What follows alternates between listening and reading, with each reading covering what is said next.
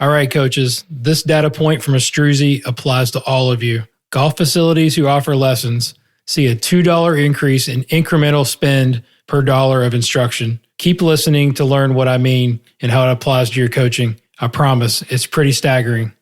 It's not what you know, it's what you can prove. You know how to cut to the core of me, Baxter. You're so wise. But like a miniature Buddha covered in hair. I want to become a guru so girls will like me. Then I will like myself. Now, before we do this, let's go over the ground rules. Rule number 1. No touching of the hair or face. Of course. And that's it! Now let's do this! Are you not entertained? Are you not entertained? Is this not why you are here? What's up, everybody, and welcome to another episode of the Golf Guru Show. I'm your host, Jason Sutton, and I am the Guru. I'm also the Director of Instruction at the beautiful Colleton River Club in Bluffton, South Carolina, where it is my mission to break down high performers in the teaching and coaching business and all fields of study, unpack and tease out what makes them great and successful, from daily habits, their continuous journey of growth, to how they help and train their students. Make sure that you download this episode and hit that purple subscribe button so you don't miss out on future episodes that will be coming your way. All I ask is that you share this podcast on social or with your friends and with other coaches and players that might benefit from the information. My guest on this episode is Michael Dutro, better known as the Force Plate Guy on social media. Michael is a fantastic coach that owns and operates an indoor academy in Ann Arbor, Michigan, or in that area, called Measured Golf. So if you're in that area, definitely go and work with this guy. In this conversation, we dive into a myriad of things, from his growth as a coach, who he has learned from, to how he uses all the technology, which he's got every piece of technology out there, such as force plates and radar, to help his students play better. Michael's a very curious individual, which we all are, which makes him such a great teacher and coach, and just an overall great guy, and someone that you will start to hear from in the teaching and coaching community if you haven't already. So without further delay, here's my conversation with the Force Plate Guy, Michael Dutro. Enjoy. All right, my man, Michael Dutro, AKA the Force Plate Guy. What's up, man? Thanks for coming on. Thank you so much for having me. Like we were talking about just a minute ago, I've spent a lot of hours listening to this. So to be on the other end of the microphone maybe is a little bit interesting and a little wild, but I'm very honored to be here. And thank you so much for doing this and having me. And I can't wait, man. This is definitely bucket list stuff for me. So I'm excited. You're too kind. I appreciate you listening. We've known each other for a long time. We just caught up at the PGA show and at the Open Forum, which is always an interesting deal. And you were speaking, right? I think I missed you, but I know you were on the list. They put us on at 3:30 a.m. You were the closer? Yeah, we were the closers. So yes, for the people that were left and for the people showing up for breakfast that morning, I think a lot of people thought, you know how it goes, man. People want a reaction, and people in our industry, some don't believe in ground force, some do. And I think at that event, they are serving alcohol. So by that point, people were willing to share their feelings and their thoughts on the subject. And I thought for the most part, compared to years past, it was pretty uneventful. There were no fist fights. I know. Nobody ran after somebody else and yelled at somebody on the stage. I haven't seen the video. I know that eventually the video comes out, and I'm very interested to see it because I've been told that the expressions on Dr. Greg Rose's face were something to be seen during that presentation. And I just can't wait to kind of go back and watch it. You know how it is. You've done this stuff before, man. Like, when you're on the stage, you're so trying to not look stupid or do something stupid, especially with the guys I'm with. They're all absolute Mount Rushmores of the industry. So for me, it was just try not to do anything stupid, and you don't really get to take in what's going on because you're so kind of focused on you. But I'm excited to watch it because I'm sure there was a lot of good stuff that came out that I couldn't hear. Tell me what you thought was controversial before we get into it. In credit, I think that there were two people that were supposed to present before we did, and that was Mike Malaska and Dennis Sells. Yeah. No, it wasn't Malaska. Excuse me, Mike Manavian. I'm sorry. Yeah. I had Dennis on the pod, and he was the other side of it, right? Yeah, which is totally fine. And he has a gear system and he looks at stuff. And I always tell people this. I'll watch everybody present because they have the integrity to present what they believe in. So at the end of the day, Dennis has had success or he wouldn't be Dennis. Yeah, it's great. So Dennis has something that's good, right? So my job isn't to judge Dennis. My job is to learn from Dennis. And I told him after his presentation, I said, hey, man, well done. Good job. And he obviously said some things I wouldn't agree with, but that's okay, man. Like two things can be right at the same time and we don't have to go to war over everything. I think, though, some of the things he said, maybe with the rest of the group I was with, maybe didn't sit as well. I don't blame those guys. They've been fending this stuff off for years, but we measure stuff. They measure stuff. We're all measuring things. And I think it's more about kind of coming together and bringing down the walls of the silo and just trying to look at this for more of a complete picture. And I just don't think our industry is ready to do that just yet. Maybe not our country either, but you know. Understood. I don't want to say anything controversial because I thought Dennis had some really good points in what he said. And I think a lot of people, because he says certain things like, I'm going to tune that completely out because there's nothing good here. Well, that's not the case. Sometimes, you know, you got to listen to the whole story to get the context. Yeah, and I'm going to have him back on to kind of talk about it because I've known Dennis forever and very smart coach. And I don't think he was saying he doesn't believe in ground reaction forces. I think he was just saying he doesn't feel the need to measure every player. It's fair. We all use tech, and we're going to get into that too. It's like, what part of tech do we use the most? What's appropriate for each player, whoever's in front of us? I'm very fortunate. I was lucky enough to kind of get some foresight early on in my career and understood that I needed to have my own roof over my own head.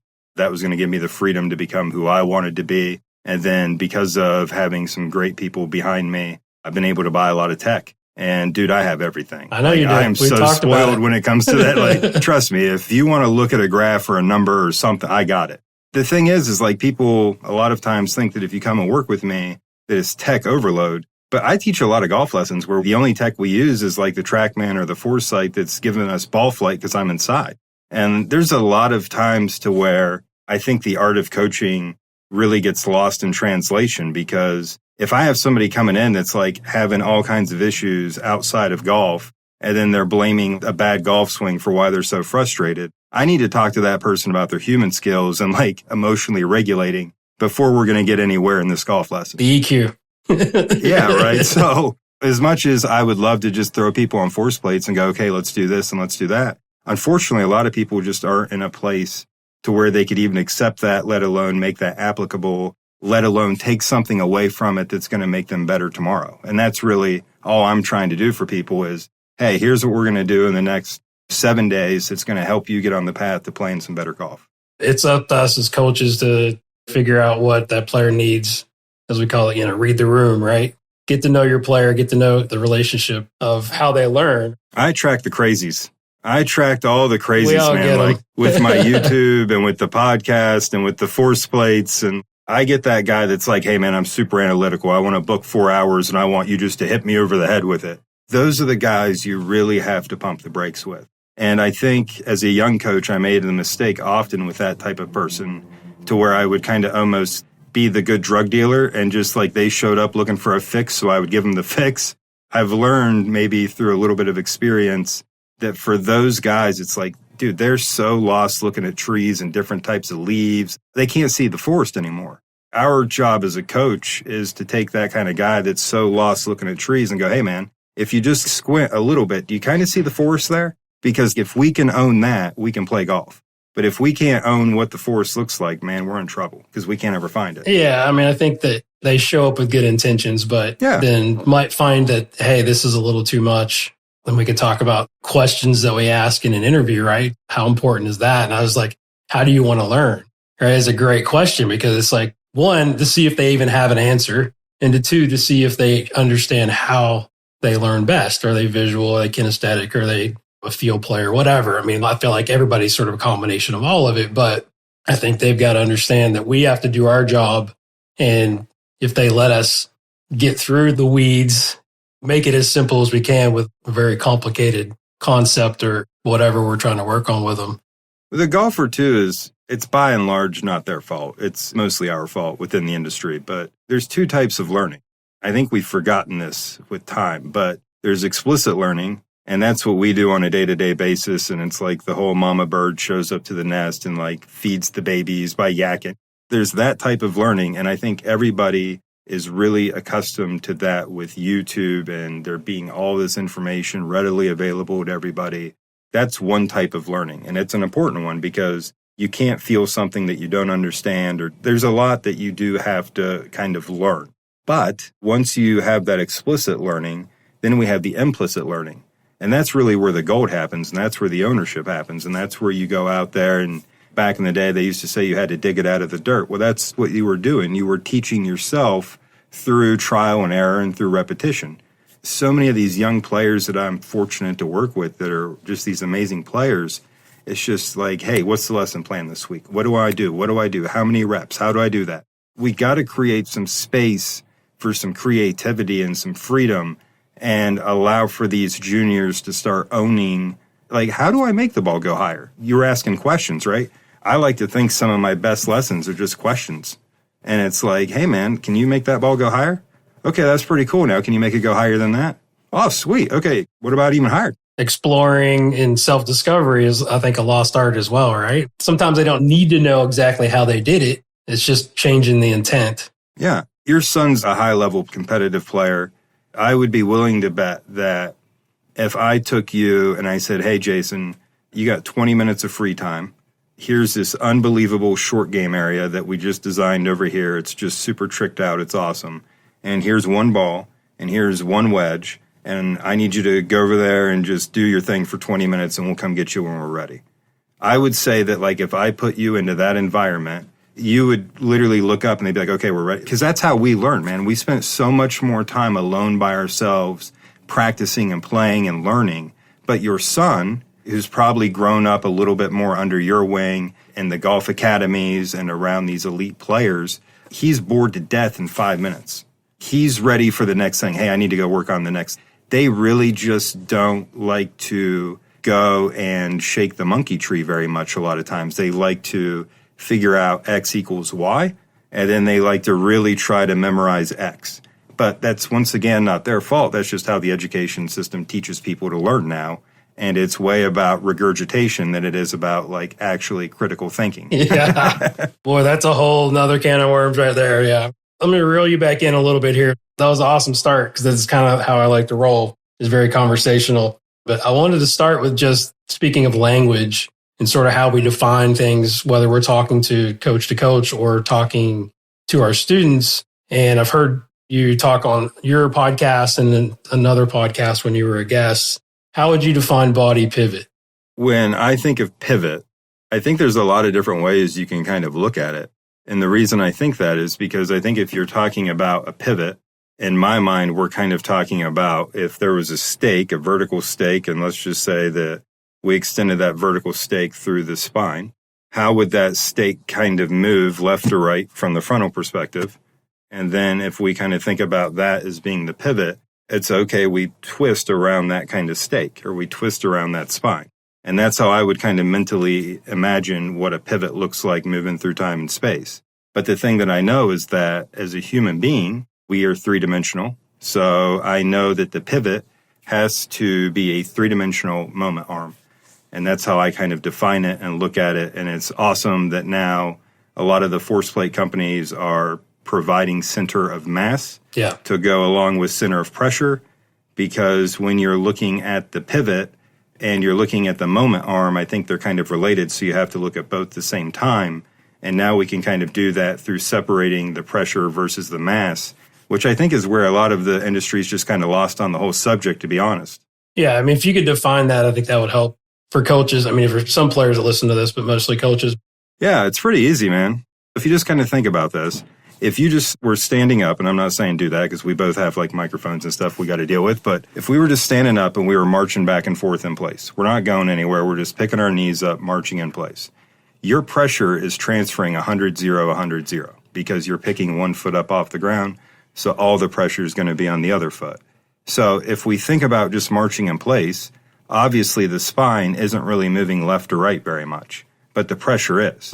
So if we were looking at the pressure, or the center of pressure, I should say, if we think about that as a dot that's moving back and forth between the feet as we pick up the feet, if we kind of think about that, it's moving a good deal, but that center of mass is staying relatively the same and not moving in the middle.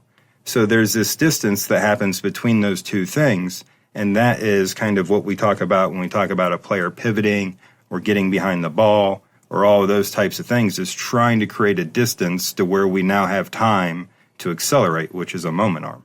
The distance between the center of pressure and the center of mass.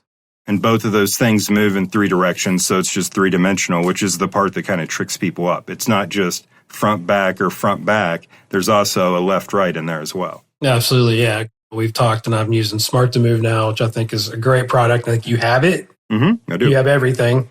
I know you're a swing catalyst guy as well. Yeah. Talk about what those are measuring, right? The three forces, and then obviously torques are important as well. We'll get into some details of like how we teach our players with it, but just give some background on it.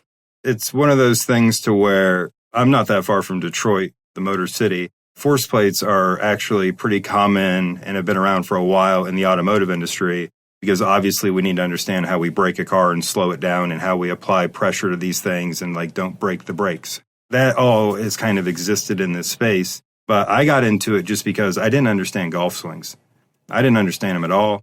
Didn't make sense to me. Everybody was doing something different. I would think I figured out one thing here and then I'd lose it over there, and I just couldn't make sense of it all. And then somebody recommended force plates, and that kind of led me into this avenue of looking at the one thing that we actually can't see in the golf swing.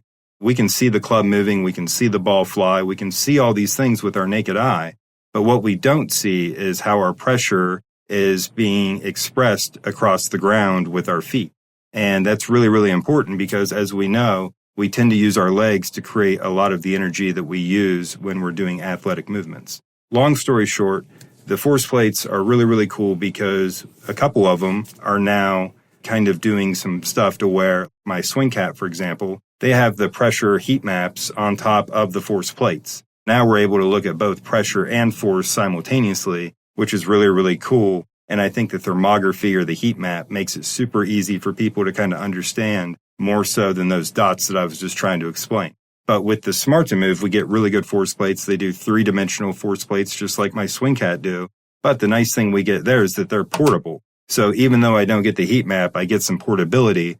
And it's just like launch monitors. I tell people TrackMan is superior at some of the things it does, just like Foresight is superior at some of the things it does. And every system, every piece of technology really has its strengths and has its weaknesses. And really, at the end of the day, I think Ball On, the new company making a $600 insole that you put in your shoe, I think that's a great product. And I really think that a lot of people would be way better off starting by understanding pressure and how pressure moves and works throughout the golf swing before they start getting into the graphs and the forces and the torques. Because honestly, Jason, it feels like you have to have a PhD to teach golf anymore. Definitely. That's a question I get from a lot of other coaches is how often do you use the force plates? And like, not with every student, but it can be used with all levels. It's up to us as coaches to show the student what they need to see. It's just like when I use TrackMan on every single lesson, but I don't put all 26 numbers up. I might have 2 or 3 or 6 or my normal whatever. So typically when I use Smart to Move with a member golfer, I just got the feet up there. I'm just showing them how they're moving, where the pressure's moving. And I love one of your statements that I heard in another interview is, let's get rid of the word weight shift. Yeah. I've been talking about that for years. It's just such a harmful thing for average golfers. It's not helping. Right. Just like you were talking about picking your feet up and putting them back down. That's all we're doing is we're pushing into the ground. We're not shifting our center of mass miles off the ball. Hopefully not. Exactly. It's just everything in golf. I mean, if you go back, I'm not much of a history buff. I can't remember things that well, but I do go back and I'm very curious, and I've read some stuff that's written in Gaelic from the Scottish Highlands about the subject of the golf swing. Thank God for Google Translate. But it's just like amazing how golf is kind of just works itself in these little flavors and these little ideas. It's very cyclical. It all comes back in vogue. And the funny thing is, this is really cool. A client of mine, cool guy, brought me this. It's called the Controller. It's a registered trademark. The fairway driving iron. It's got 17 degrees aloft. It's got a massive amount of bulge and roll. Yeah, it's got some, there's some gearing. Oh, yeah, you can definitely see it from the bottom. Definitely some bulge and roll. So it's like we act like Bryson is the great innovator. And it's like, well, Bryson is a very smart guy, and I'm not taking a single thing away from the guy. I think what he's done is very impressive. But he's not creating new ideas. He's just one of those guys like you and like me who's constantly in the rabbit holes and finding these cool things that maybe somebody had this great idea of bulge and roll on an iron face, but they couldn't figure it out because the technology wasn't there at the time or whatever the case may be, and it gets mothballed for a while. But then a guy like Bryson picks it up years later, and it's like, oh, well, look at this. This might actually be the answer for these high ball speed guys that have a hard time hitting the middle of the face. It's just cool stuff like that. Let's dig into some of the stuff we teach on a day-to-day basis, right? I think it's interesting. I always ask a question like, what's it look like to take a lesson from you? Or I think it would be a lot of fun to kind of take us through one, since I'm sure you've got tons and tons of force plate data over the years because you've got every piece of measuring tools available to you. Talk about starting from setup, because I think we all have preferences, right? But I think our preferences tend to come from what works. We figure out what doesn't work. So talk about like what you like to see in setup as far as pressure goes. What are you seeing the difference in your better players versus your average golfers and how they move?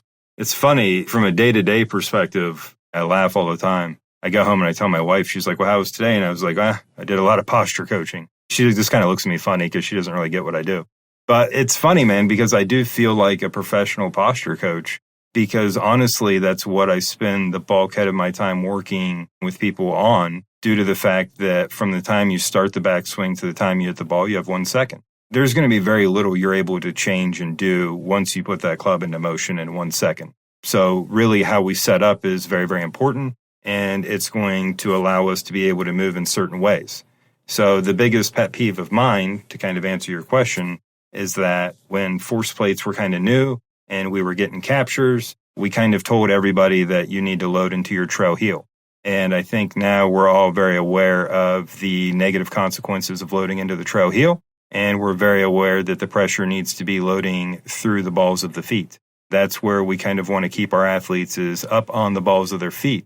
Now, if you go and look at most golfers when they're playing golf, especially for my friends that can't turn and tend to get very, very steep or shallow and kind of have low point issues, but for my people who are either drop kicking it or getting super over the top, if you look at them at setup from down the line, I almost guarantee you, Jason, their butt is so far behind their heels that they look like they're trying to do their best Kim Kardashian. When we push our butt way back posteriorly like that, what ends up happening is that curve in your lower back, that lower lumbar area, you have joints in there called facet joints. And when you push your butt back, you lock those joints. You get S-curve as TPI. So here's the fun thing. Yep.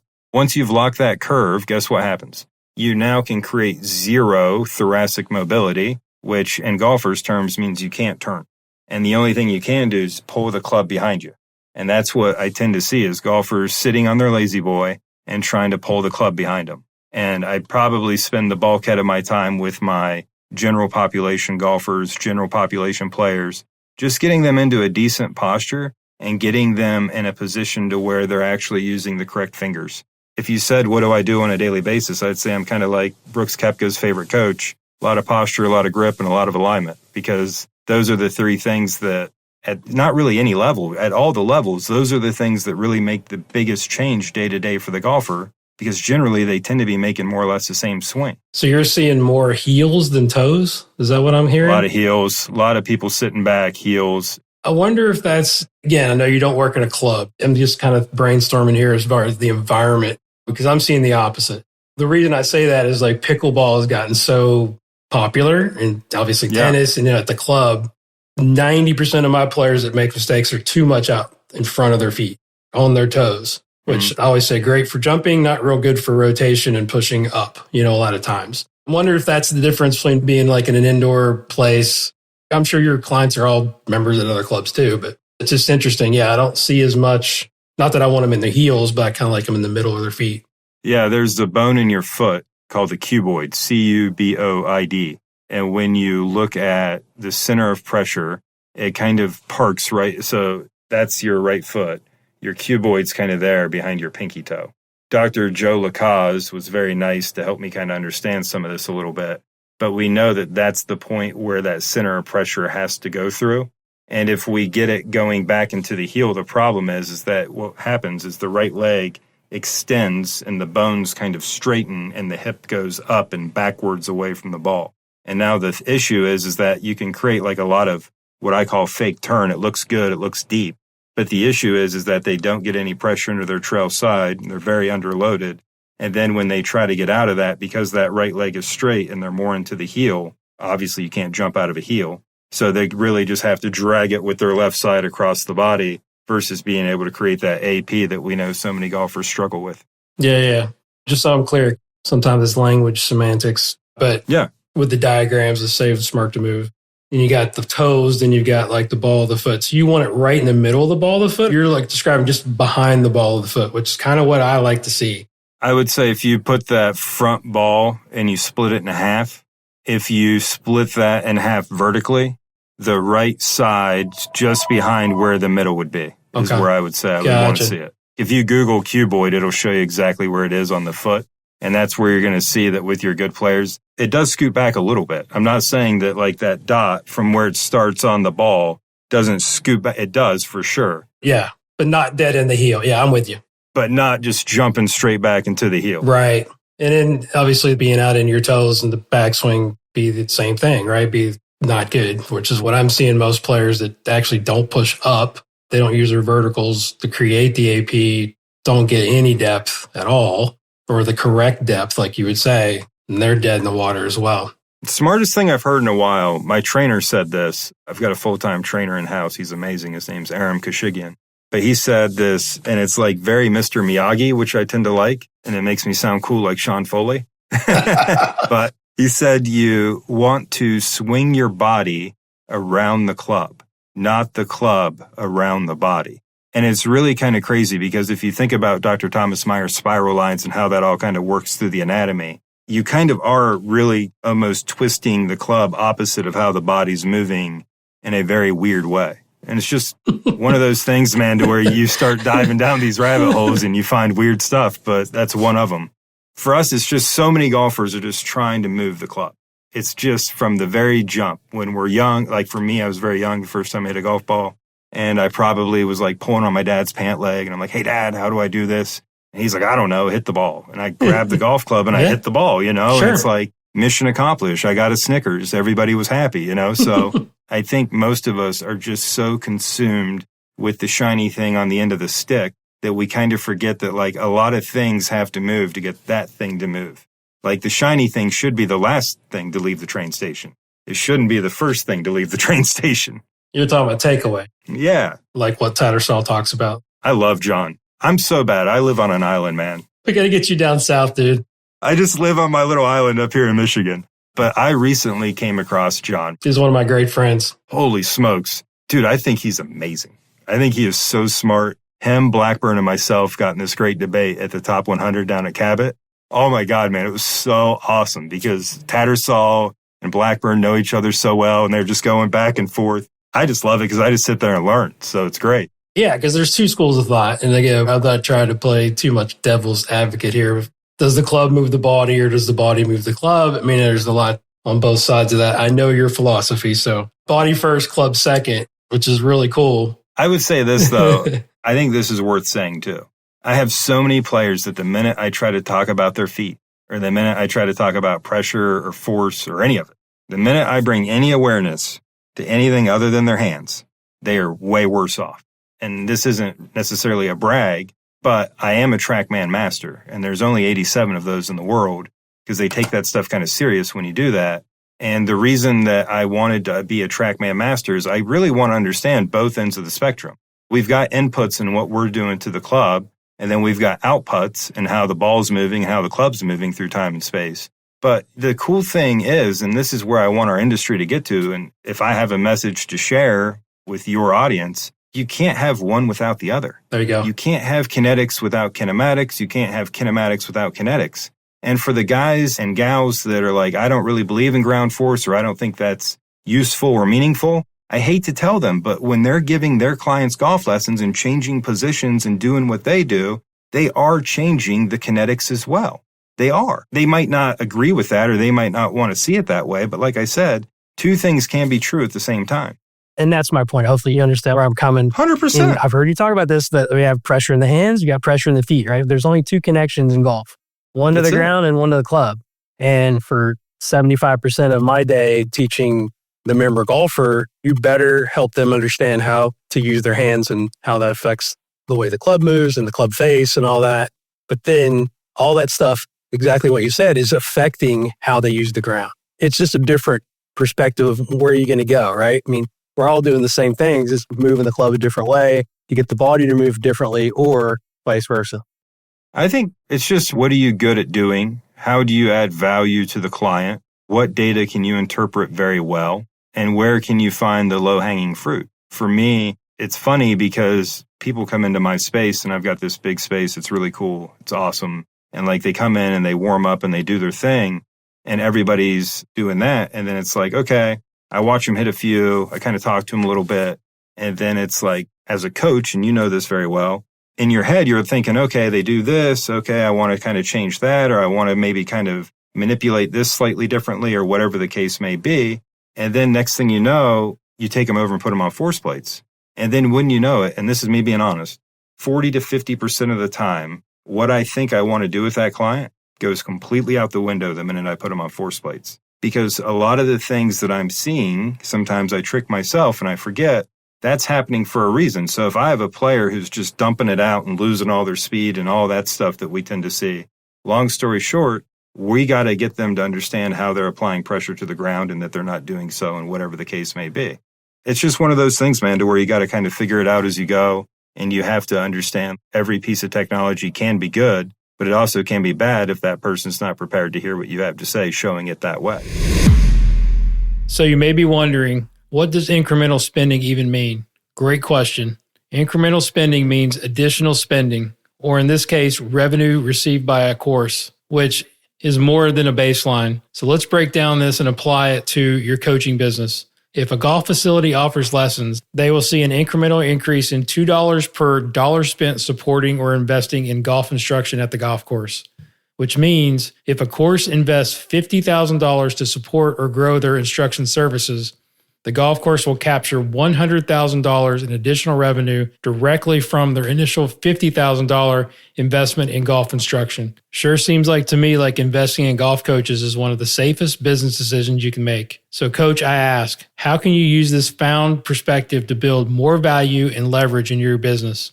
To close out, I think you know by now, I'm a big fan of Astruzi and what they are doing to protect and increase the value we offer to our players and courses.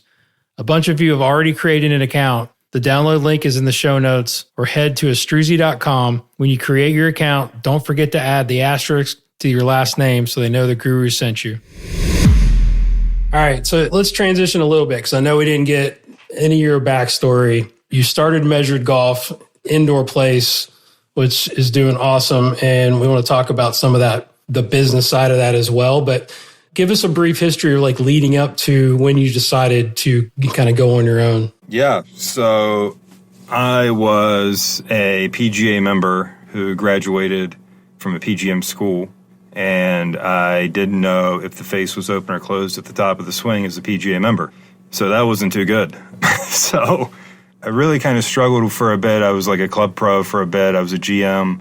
I was good at that stuff, but I love teaching golf, and I got out of the club side of the business because, as you know, it's kind of not the best place to be. I was there. Yeah, we've all been there. Yep. So I got out of that and then got into coaching just like part-time because I missed golf and I loved it. And I started coaching and had some success just coaching, just people skills, just being nice, showing up on time. That'll fill your lesson book pretty quick, honestly.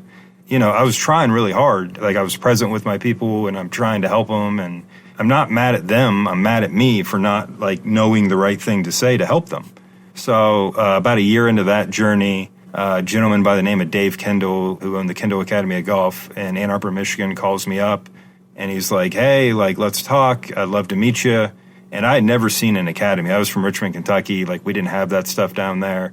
So seeing the academy, I was hooked. I'm in. Dave was nice enough to grant me a spot to coach there. So I walk in, and my first lesson, I'll never forget it. I was whispering, and I didn't want to say anything very loud.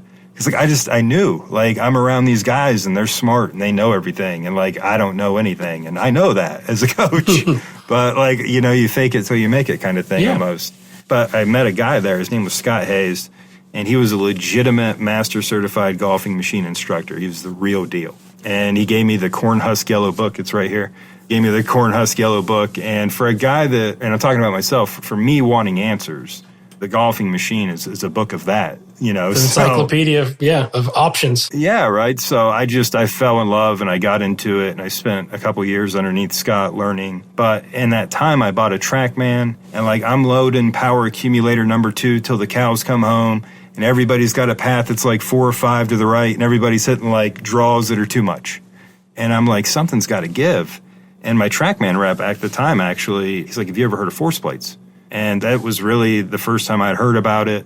And I bought a set of the 1Ds from Smart to Move right when they came out. And I've just been obsessed with trying to connect the dots, you know. And I don't have a background in that. I failed Math 101 4 times. I'm not making that up. I literally failed Math 101 4 times. I took 8 years to get an undergrad degree from a directionally named college. So, I mean, it's like, dude, I don't know how I wound up here, but I'm curious.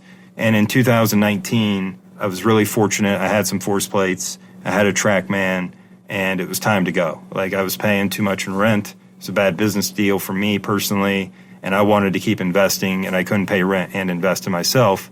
And in 2019, Mr. Adams, the one that kind of started me down looking at the body, that whole road, I went, and the Bioswing Dynamics, Mike said, invest in yourself, ask better questions, and I've been living by that ever since. But to answer the original question, in 2019, I went to see Mr. Adams down at the Medalist. And I remember getting there and thinking that Mr. Adams would have a building somewhere and be teaching, and it'd be great, and it would be all this cool stuff. And it was just him, and Keelan was his assistant at the time. But it was just him and Keelan standing on the back of the range in the sun.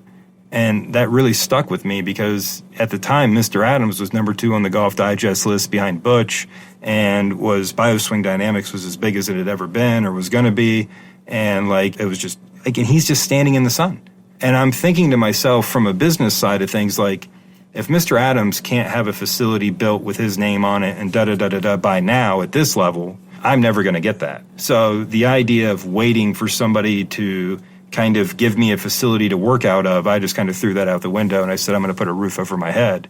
And then that way I don't have to deal with this political stuff for the rest of my career. All right. So how do you, one, I got 2 questions. One, when did you decide to use the handle, the force plate guy? And then 2, how did you come up with the money to start your facility now? Because I know you've mentioned in other interviews, you've made a few mistakes, maybe had a bad business deal. If you don't mind, like, this is hopeful for people that are looking, because that's a big part of the future of our golf instruction, especially for up north. You can't have a range all the time, and definitely year round, you've got to go indoors. So if you could share whatever you're comfortable with. Yeah, no, I mean, I'm pretty open about it all. This is a cautionary tale. So I tell people this, and I use this example just so it's not about me. But the worst thing that can happen to the best plumber is somebody tells them that they're the best plumber and they should start working for themselves, right? Like, that's the worst thing that can happen to the best plumber, because he's the best plumber. He's not the best businessman. He's the best plumber. But if he goes into business for himself, he no longer gets the joy of just being the best plumber every day. Now he has to answer the phones and schedule the appointments and deal with the customer complaints. Yeah. Right? Yep. So it's like there's so much more that goes into running a facility and then just showing up to one and teaching every day. So I think a lot of people underrate the amount of work that goes into running a small business. But the other part to it is it costs money. And I was crazy passionate, and I wanted to do my own thing. I'm kind of that way. I like to kind of figure it out on the fly a little bit. And I talked somebody into giving me some money, and they gave me said money on a certain term sheet. And that term sheet changed 3 months into the deal. Ooh. And it went from 3 years at 5%, which was a pretty friendly deal between 2 friendly people, to 1 year at 20%. So most people don't survive that. Yeah. Right? Yeah, and I shouldn't have either. So I've had business partners that haven't worked out. I've had partners here at the facility that haven't worked out. I've had loan sharking going on. I was going to say, like, has anybody gotten hurt in your industry? Right? Nobody's shown up with you a visit. Yeah, we haven't got there yet, but it's been an adventure, man. But it's so good now that it's fun to talk about, and it's fun to kind of look. You're on the other back side on of it, right? I mean, that's a little bit. The stuff that you go through is in the learning moments, as we always talk about. I haven't said this anywhere. I'm going to say it to you. Yeah, okay, please. I haven't said this anywhere. Okay, and I want to say this because I want to be honest with people. Not this last one that we just had, but the holiday season before this past one. I was working third shift at FedEx. And I'm not saying that to get sympathy or I don't want any. But like I had somebody on my payroll that I couldn't afford, and I wasn't going to lay off somebody during the holidays. So I just went to work at FedEx. Wow. That shows the kind of character you have, though, too. But it's also awesome. like, dude, we're so privileged, Jason. I know we are. I know. Every day we get to go to the golf course is such an incredible privilege. And like, I get it. Sometimes it's not your day, and sometimes you hit them a couple crooked too many times. I get it. But it's still so much better than slinging boxes at FedEx during the holiday season. I can promise you that. It's way better. But I'm too old for that stuff now, man. That's crazy. Yeah. All right. But yeah, you're passionate. I'm passionate. There's so many people that are going to listen to this that are passionate. And the thing that I tell people all the time is if you're reasonable, you'll never go into business for yourself. If you actually do the business plan and you look at the financials and you look at all the risk, like there's no reason to ever jump. But I like to think that as crazy as I've been and as many years as I've taken off my life through this project so far, that at least there is a glimmer of hope that people see with Measured Golf and can see that, like, hey, if you bet on yourself and you work really hard, maybe you can make it work, because it hasn't been easy, but it has been great. And I am proud to say, I don't have any allegiances. I don't have any advisor agreements with anybody. I don't get any deals. I pay for everything. I can say what I want to say. I can do what I want to do. Like, you don't have a DOI over you that can cancel you at any point in time. That's why I love talking to you. Like, we have, our discussions at the show and at these workshops, and like, this guy gives 0 Fs. Right? In a good way. I mean, it's just like you're free to speak your mind and free to give your opinion. It's hard. It's hard to put a price on that. I just lean into that. Yeah, absolutely. Why not me? I just lean into that. I've struggled. I've had my phase to where I felt like an imposter, and I had my imposter syndrome phase to this whole thing. Dude, I'm still in that phase.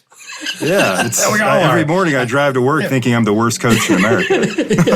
Every morning, I'm the worst. I mean, it's a humbling deal. Like, you have your best lesson, and then all of a sudden somebody brings you to your knees, and you're like, "What the heck just happened?" But I think, honestly, I don't even think it's the outcome of the lesson. I just think that we're so passionate about learning and getting better and trying to understand more. I think that's where it comes from, is it's that drive to constantly learn. And Kevin Kirk, if you're listening to this and you don't know Kevin Kirk, please look him up. He is the man. KK is my boy. But like, I'm going to steal his, and the reason I said Kevin, I'm not just name dropping. Warrior I'm going to use his word. Kaizen. Yeah. Right? Yep. Warrior Kaizen. spirit, baby. Like, always trying to learn, always trying to like figure something out. And I love talking to Kevin about that stuff, because he really is the stone that has no moss. Like, he's just always kind of moving through the ether. And I love coaches like that, man. Pete Cowan, what he's figured out, and kind of like, the thing that's amazing about Pete is that Pete figured this stuff out like 40 years ago before Dr. Thomas Myers even published any of it. So like, Pete's been talking about spirals for 40 years.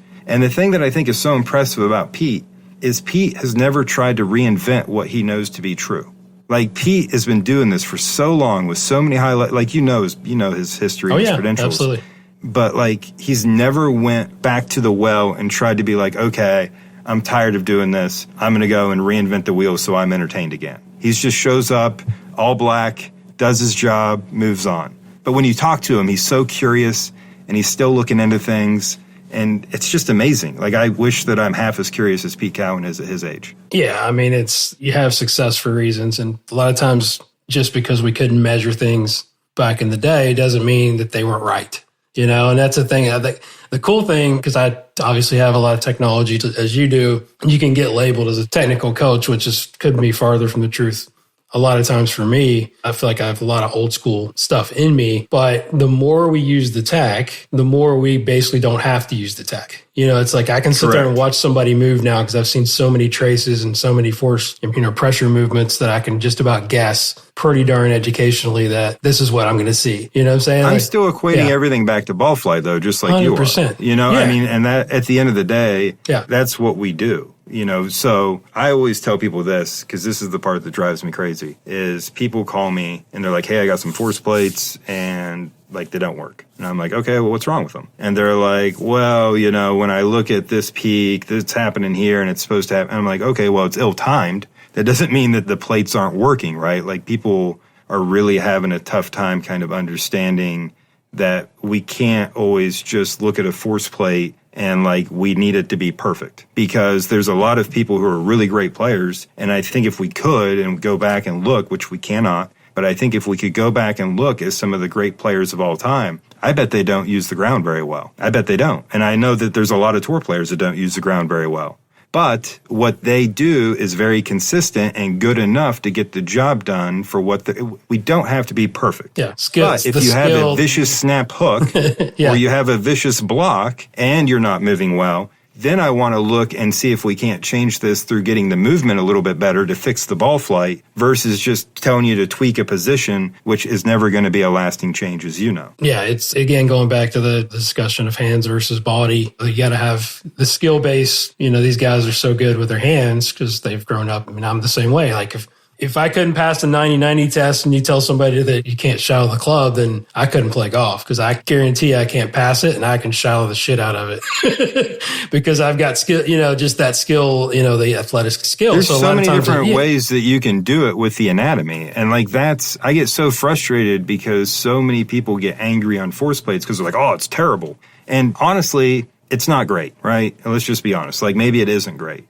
But at the same time, you can look at that and then kind of look at their golf swing and go, okay, they're actually kind of managing this pretty well. And then the nice thing is that you kind of clean up the motion stuff a little bit, which is, in my opinion, easier than the other way. And then you see that like, oh, well, look at that. They compensate and they don't have to compensate as much. So it actually gets easier for them to do, which is kind of at the end of the day, what I'm trying to do is just make things easier. I try to curate, not create. Yeah. So kind of piggybacking back on, we kind of got sidetracked when we were talking about setup, which we talked, where we like to see the pressure, how they're moving into their trail side. And I know you do a lot of online certifications and coaching. So I think this would be a good sort of segue to say, all right, what are you teaching other coaches of sort of what you like to see? And then probably more importantly, like what, doesn't work as far as how you can go any direction you want to go with the question, but we know it's point of contact, it's timing, it's magnitude of force. Like talk me through how you would teach another coach what you like to see during the golf swing. So interestingly enough, I just did an awesome education kind of event over at Peak Athletics in Ashburn, Virginia, which is just outside of DC. We had like 25 amazing coaches show up. It was awesome. And it was funny because I'm going to tell you this, but this is like what I talked about with them. And I was telling them, we're going to talk about all the other stuff because I have like not a laundry list, but I have 6 or 7 things that we need to understand pretty well when it comes to like looking at force plate stuff. But point number 1 is the key and most important one. And I told this group, I said, 90% of the people that you put on force plates will not get past this. You don't need to look at the other 5 or 6 things. This is the thing they're going to fail, and this is the starting point. And the beautiful thing is it goes back to our earlier conversation when we were talking about pressure. So the very first thing that I look at, no matter what system I'm using, is I have to see a minimum of 75, I'm going to say 75, but a minimum of 75% of the pressure into that trail side by P2. That has to happen. It's a non-negotiable. If you're doing less than that, you're going to be underloaded and you're going to be late as hell and you're never going to get your pressure left. That's the number one core staple thing for me that I coach. And most people that you will see that do it with good timing, meaning that they get their maximum pressure to happen by P2, they won't have enough. So they'll be under the 75% threshold. Or if they get enough, meaning over the 75% threshold, it'll be happening like at the top of their swing, which is obviously way, way later than P2. I promise you, if you measure, like if you teach 8 lessons tomorrow or whatever the case is, I guarantee you, assuming that they're not like, they're just club level golfers. Like, I'm not talking like players, but like club level golfers. I bet if you measured 8 of them, I bet you 6 of them don't do that. Yeah, definitely timing. And then you see a lot of them that get there late, but then there's too much, right? They got 95 of pressure on their right side, rolling to the outside of the right. Swaying all over the right side. Yeah. There's way too much laterals, not enough verticals and AP in the. That's exactly what Tattersall preaches is getting that speed and pressure from start to P2. So Tattersall really helped me kind of understand that. Me too. Yeah, it's really funny how, like I said, I live on an island. Like we all do to a certain degree. I'm like almost on the island. Yeah, just off. I am. Yeah, so I'm on the island. Yeah. So the fun thing is, I start kind of thinking through looking at all this stuff that I'm starting to believe this is something that's going on, or I come up with my theories, right, and then you come up with yours, and then you go and you listen to somebody like John Tattersall present, and you're like, holy smokes, he already got there. There it is. Okay, cool. Like, and we just end up kind of being able to use one another to learn and validate. And it's just so cool, man, because John really helped. Like I was going down that road for sure, but then for him to kind of have all the evidence that he has that supports all, it's just so apparent that the end of the backswing, if you want to think of it, and the way I kind of think of it, the end of the backswing is when the club stops moving away from the target. Like that's the end of the backswing. And dude, that is P2. That is the end of the backswing. If you want to play better golf, if you're still trying to crank on that thing after P2, you're in deep, deep trouble. So what are the other 4? We're teaching the class here. So you've got 75% at P2. We're getting loaded. We're pushing up and back, whatever you want to, how you describe it. Like continue. What do we want to see throughout the transition and the forward stroke? Yeah. So my big thing is we got to get loaded. If we don't get loaded, we can't get unloaded. So that's the big thing for me. And then once we have satisfied getting the pressure loaded underneath the cuboid by P2 with a minimum of 75%, the next big thing is you can kind of think of it a couple different ways. I just think of it as torque because most people think of AP as the only kind of torque there is in the golf swing. They don't know about the frontal plane torque. That's huge. So I'm just talking pure AP. Okay. So the total negative AP torque. Okay. So if you think about turning your body away from the target in the backswing, you have to stop turning away from the target by P2 as well. So when you look at that graph, Jason, as it's going to be, you're turning away, so it's going to be underneath the graph, underneath the line, right? So when it comes up and crosses the 0 threshold, that needs to be happening at P2 or slightly before. Total AP. And by the way, if you have people that you're working with that pass both of those, they probably should practice more because they could probably play some pretty good golf. Continue. Keep going. Come on. Okay. So I'm not even going to try to do the next couple parts on this podcast because then we get into moment arms and braking forces. Why not? And I actually show people the equation for how we look at those things independently and can measure them. And then I get into, it's a hodgepodge, man. It's definitely got some Mike Adams leanings in it. It's got some Homer Kelly. It's got some everybody who's been in the industry, but I get into what I call individualized dynamic matchups. So a lot of people are talking about screening and assessing, but a lot of what I try to help people understand is more basic stuff. Like, hey, when you look at somebody, do they have a short torso? Do they have a long torso? Are their arms long? Are their arms short? Mike did a lot of great testing with wingspan relative to height. He's kind of published a lot of work on that. And there's definitely some relationships that you can find there that are kind of interesting. But the big thing that I'm always trying to get people to understand is we're gathering all this information. But at the end of the day, when we're looking at this tree and we've got all these data points everywhere, the lowest fruit is always the fruit worth squeezing. The lowest fruit is always the fruit worth squeezing. And so many times it goes back to our earlier conversation. It goes back to posture. It goes back to grip. It goes back to alignment. 90% of people you put on force plates, Jason, they don't make enough torque. They don't make enough torque. They don't make enough torque. Well, like we said, if they look like Kim K and they got their butt all stuck out and they're locked out in their lower lumbar and they can't create any thoracic twist, no joke, they don't have any twist, right? So do you fix that through trying to make them twist through a locked out back, or do you fix that through helping them get into better posture? So now that there's an actual opportunity for the thoracic mobility to occur. Which of the forces do you see most average golfers need more of in the downswing? In the downswing, what I tend to see... That's not a broad question, but I mean, I'm just trying to get you to share some shit here. Come on.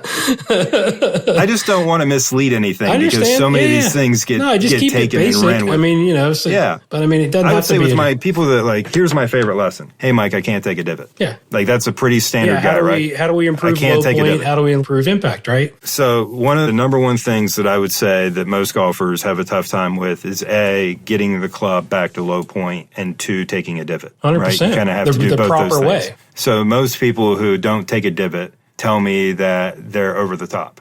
Think about that for a minute. If you were over the top, you'd be blading it and be hitting it thin. But these people were like hitting it like 6 feet behind the ball. So they're not over the top, right? You could go either way. You could. Yeah. But in this case, most of these people, they're not over the top. They're like way shallow. So you're saying way they're swinging too far to the right, to like a shallow, low point back situation. Which if you're on Instagram, that's the trick, right? You got to swing about 12 up on it with your driver. And you got to swing about 8 to the right. And that's how you hit those sling hooks like Rory does.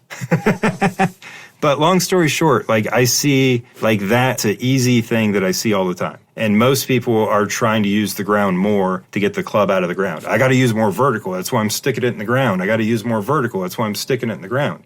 Well, to borrow from James Lights, they're just pushing so hard with their lead side that they're just cartwheeling themselves.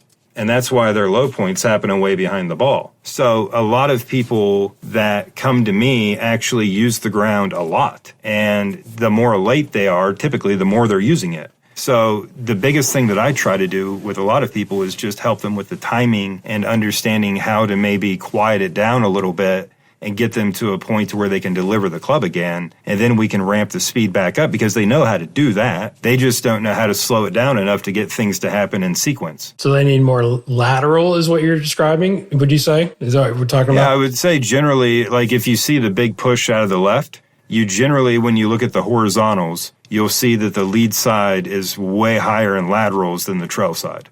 Right? So generally, they're not getting any push out of that trail side at all, which tends to be because they didn't load in the first place. Yeah, is what I see. 100%. I'm with you there. And then verticals in the downswing, I think typically. And everybody thinks verticals is like the solution for fat, and it's not. And generally, I think verticals actually leads to more fat than it doesn't. We could debate that one. Yeah. Yeah.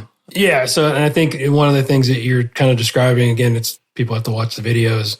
When you're doing the cartwheels, we're getting a lot of right bend, so it kind of goes back to some of the calc stuff that really like when we're trying to move low point, and I'm not ever trying to get people in front of the golf ball, but if we get the center of mass and the center of pressure closer together, right? Upper center, lower center, closer together in transition as the club's swinging the appropriate direction, then that helps the low point as well. Considerably. Yeah. But one of the questions, this has to do with ground reaction, but also how the body can affect the club. And I've asked this to several coaches on here. Let's just say we've got... excited. So, and this is, again, I'm trying to help myself because I'm always kind of curious of like how people are improving impact. Let's just say... we've got a student, it doesn't even matter their handicap, let's say mid-level handicap or even some low handicap players. You'll see it. We're happy with the takeaway. We're happy with how they're pushing. We're happy with their backswing. We've got a club face that's whatever matches their grip type. Everybody's got their preference of what they like to see or what this player can do. And they're shallowing the club or swinging it on, I would say, the appropriate swing plane or swing shape. I don't use the word plane. You know what I'm saying? But let's just say, who doesn't like a shaft at P6 that's on top of their right forearm? Does anybody not? I don't know. That's pretty good, right? So let's just say we got it there and they're still hitting behind the ball. Okay. So the impact looks like this. And I'm describing a very cupped leaderist and, the throw, we call it flip. John Tattleshaw would hate for me to have this discussion because he thinks everybody flips it. So, but whatever. This guy, looks awesome. Still, bottoming out behind the golf ball. All right. How are you going to help that player? So I do see that. I know I kind of have time. I had like 14 guys pop in my head when you said that. Perfect. So I do see that. And what I tend to see in that situation, and basically what you're saying is like, it's really, really good until it isn't, and it isn't right at the ball. No, it's usually from P6 to 7 where it's a dump. Yeah. There you go. Perfect. Yeah. Yep. Okay. So I call that player a trapper. I call them a trapper I believe them to be a trapper, and I think that without getting too far into the weeds, What do you mean a say trapper? that's Like, what is it? What do you label somebody that's closing the face via extension of the trail wrist. Okay. Yeah. That's my definition of a trapper. Gotcha. So I can move my right arm across my body, right? And then I can go through extension in the trail arm and deliver the face that a lot of people do. Yeah, let's say the trail arm, just for the listener, the podcast listener, the trail arm is straightening a little too soon. The right wrist is going from extension to flexion super early. Their hands are like just inside their right thigh at impact. Okay. Looks amazing. Might be able to like throw a little, high draw out there, but not super solid, right? How are we going to help that player? Not super solid. Yeah. And that player tends to have issues with creating appropriate spin, launch, and has a hard time getting it high enough in the air because of the way they're delivering it. Either they're hitting on the bottom, but I mean, when they do hit it good, it goes too high because they're adding loft. Yeah, they can spin it, yeah. Yeah. So, long story short, that guy, what tends to be happening is he tends to have what I've seen and what we've measured with the Sensor Edge force plate grip that we have, because like I said, I have everything. But what we tend to see is that guy or girl is really pushing extremely hard with their left thumb against the grip in transition. Oh, okay. Tell me more. So I'm in. Interestingly enough, I want to know what's happening with that trail hand because that's what I've seen. But yeah. So if you want my trail, there's my trail. Yeah. No, so either one. I've got these 3 fingers, my last 3 fingers. Those are your squeezers. These 2 are your pinchers. Okay. The thing is when you pinch your pinchers, if you do that for me, go ahead, just pinch them really tight. You can feel your trap engage. Now, if you squeeze your squeezers, no more trap. Love it. So that's the way that your arm kind of works. These go up here through here. These go down through the bicep. Perfect. All right. Let me stop you there because this is something, again, this is one of those Pete Cowan moments like that I've just discovered because I'm a nerd and haven't had a way to measure it. But what I've seen for these particular players that tend to have a little more throw, from the top of the swing is one, either the grip is too much in the palm of the right hand, or it moves. I've seen it even move into the palm as they start to change direction. You with me? Yeah. That's probably what. So I'm like, because everybody, I do a lot of right hand like trail hand drills where I have them take it off, hell drill, Spider-Man, and so forth. But when they put it back on, I'm like, it's not that we want to change the pressure in your right hand. I just need you to have your fingers holding the club as opposed to your palm. Perfect. All right. So I wasn't too far off base there. No. All right, cool. So Continue. long story short, yeah. When you get to the top of your swing, okay, and you're going to move the club back across your body, the problem is that if you're pushing with that thumb, you're not actually pushing against the club the way you think you are. You're actually pushing against your own wrist. Okay, so they're because losing the club is inanimate. lag, for lack of a better term. So you're really just kind of locking out your whole right wrist. So now I got to throw darts with a locked wrist. It's going to be kind of hard to do much. More importantly, here's the real problem, is that if I have all that squeezed and locked, my right shoulder is never going to want to move. I can't get it to move across my body because it's so tight here. That's never going to let go until it has to, and that's why it does that, because it's literally running out of arm. So you're so locked here that you can't get the neck to let go so that I can use the lat to extend through the ball. So have you found that like the position of that right thumb on the handle is huge, right? Because I hate it when it gets like to the right of center. It's weird though. I have some people I have to have them take it off like all the way to get them to quit squeezing it. But then there's other people I show it to them and I'm like, hey, stop squeezing that thumb. They're like, okay, and they never do it again. So I'm just wondering the position of that right thumb, like, because I like to see it just to the left, which doesn't engage the snuff box in the right wrist a little bit. So it's kind of like, I don't know. I'm kind of obsessed with like, I look at that right hand and the right arm and I'm like, why are they doing that? Right. Again, we used to think, because the face is open and they're trying to close it. No, I see plenty of shut face players do the same thing. Makes no sense, right? Yeah, and the other thing that drives me crazy is, like, we talk about the hand all the time, but we forget, like, there's a shoulder and an elbow connected to the hand, 100%, too. yeah, right. And it's like, I see all these people with their forearm to the sky, and they're, like, just ripping it inside, and they're super flat and around. And it's like, well, no kidding. That's the way it's going to go if you position it that way. So getting the trail brachioradialis more on top, now the club wants to go steeper, and the shoulder wants to stay more internal, which I tend to like. Versus getting this thing externally rotated and around me. Now the only thing I can do from here is throw the thing. Gotcha. Reaction. That's it. Perfect. Yeah. We got into something there. There you go. I mean, it was See? good. Yeah. So, I mean, obviously, so give me any drills to help that, or how are you going to train that player? Like you mentioned, just having them take off a couple of fingers. I do 6 fingers. Yeah. I do 6 finger swings all the time. Okay. So we go 3 so middle and 3. 3. Okay. Gotcha. Yeah. So I always just kind of have people count their digits. So like your finger has 3 pieces to it. So it's 1, 2, 3. So I just tell them that the club sits in 2 and 1 and 3 squeeze together. And then we hold it. I know it's going to be hard for the people listening to this, but when we hold it, it's all right. When we hold it, what we want to do is we want to have the golf club in front of us and square, but we want to have our elbows super wide like F1 racing, get your elbows out. But then as we keep the pressure in our fingers, we actually want to feel like our arms squeeze more together, and it feels more like they're coming forward, up and over, versus trying to get underneath and support the golf club. That's generally, I do a lot of 6-finger drills and make them just kind of swing the club through. They can't even believe that they can hold the golf club that way. And you've seen them get more forward shaft lean because of that. Yeah, they just have to because they start hitting the ground. They're like, okay, well, that doesn't work. So then they just naturally start moving it more forward. Naturally doesn't happen in my bay a lot of times.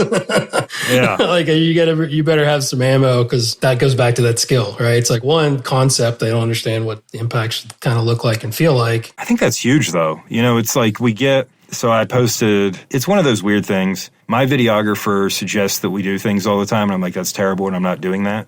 And then he ends up talking me into doing it. And then it's a big hit. So like he filmed. You never know. Yeah. So we filmed some lessons or whatever, and he wanted to post them. So I was like, sure, post them. I don't care. So one of the lessons we just posted, it's like an hour long or whatever, but the guy doesn't hit a golf ball for like maybe 45 minutes. Okay.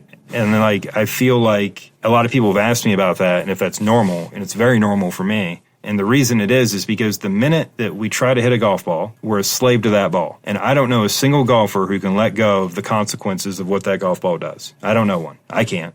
So long story short, like you just said, if we have concepts that don't align, or we have things that don't match, or you're doing a couple of things in your golf swing that you're timing up well together, but otherwise shouldn't really work too good, if you start shaking that stuff, like you said, it gets very, very messy. So I try to kind of make sure that we understand, like, hey, this is where we're at. This is what we're kind of trying to like mess around with right now. And if you do it correctly, it doesn't guarantee that the ball is going to fly better. Just this thing is going to happen. And I like to have that thing predetermined, and then I want to see that thing change. Yeah, it's like, you got to agree on what you and the student want to accomplish. Like we want to improve low point. Doesn't necessarily mean the face is going to be perfect, but we're basically improving contact, and then you kind of work around that. So I love that. That's beautiful. Right, but it's the explicit part, right? So we need to fix this, and then I need to provide, okay, I gave you the context and I gave you the explicit part of this. Now I need you to go and own that thing through some implicit learning and doing some drills. And I think some creative practice goes a long way for a lot of golfers, like making them uncomfortable, not just giving them the flat lies all the time, that the yardage is that they know by heart. Like just letting people get uncomfortable and learn how to maneuver in that space and still stay creative in that space is huge. Yeah, love it. Give me a couple of drills you like for ground forces for particular problems, and we'll wrap you up. I appreciate your time. Yeah, no, I get people stomping, man. I've posted them a bunch on social media. Like knees high, high and in. And like, dude, you'd be amazed. Like even people that you think are so uncoordinated, couldn't do it. Dude, they'll haul off and hit one hard, and maybe for the first time ever. But I love doing a lot of the marching stuff because so many people are so late getting to that left side, or even being aware of that left side and how it works in the golf swing. It's probably my go-to. It's a great warm-up. Like when I go out and play golf, I'll actually hit maybe the first 4 or 5 balls kind of marching. And just kind of, because I'm not a very good mover myself, and I definitely like to get kind of late with everything. So kind of waking myself up and getting going early is useful for me. But I also do a lot of stop swings. And when I say stop swings, mine's maybe a little bit different than what most are thinking. Talk to me. Instead of stopping at the top, I like to stop at low point. So I like to teach that the golf swing has one up and one down, right? So we're taking the club and we're going to the top, and we're taking the club and we're going down. And that's what we're doing. And we're doing that really quick. And I start with like an alignment stick just because it doesn't have much weight and people can move it quick without injury. And then we add a little weight to it and do some speed training that way with people. But just like getting people to learn like where the break goes is huge. Because so many people, dude, will literally try to stop and then reaccelerate back up around. And it's like, no, just one down. And just getting people to learn how to let their arms do what they know how to do in the downswing is magic. Stopping the hands, right at the right thigh where we know that's the fastest part. Yeah, right? Yeah. You got to condition people. We all are coming from this that's where I think it gets missed a lot. We're all coming at this from our own place. It was very unorganized probably in the beginning. We were just kind of hitting balls and feeling things, and nobody was really verifying anything. So it's like you got to realize that there's maybe some stuff going on that you're not aware of. But when you become aware of things, you got to be careful because a little awareness goes a long way. So that's why I kind of like, hey, this is what we're trying to do today. This is what we're now aware of. Let's just stay aware of this thing instead of all of the things. Because once we start becoming aware of everything, we're in trouble. Yeah. Feeling real is a very long bridge, as I like to say.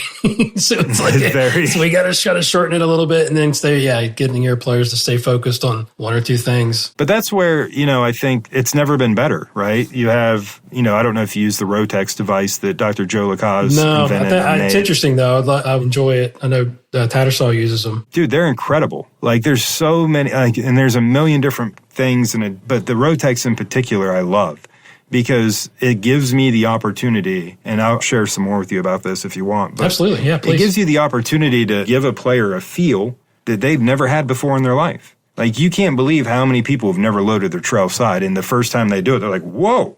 I mean, like it wakes them up. Like they've never felt that before. So I think that the thing that makes our job better now than it's ever been isn't necessarily the tech, but I think it's the amount of training aids and devices and the fact that we can actually gather some accurate stats now on people and understand like how they're actually performing versus how they think they're performing, because we know those two things are never the same. I need help with my driver. No, you need to make a 12-footer every now and then. Right.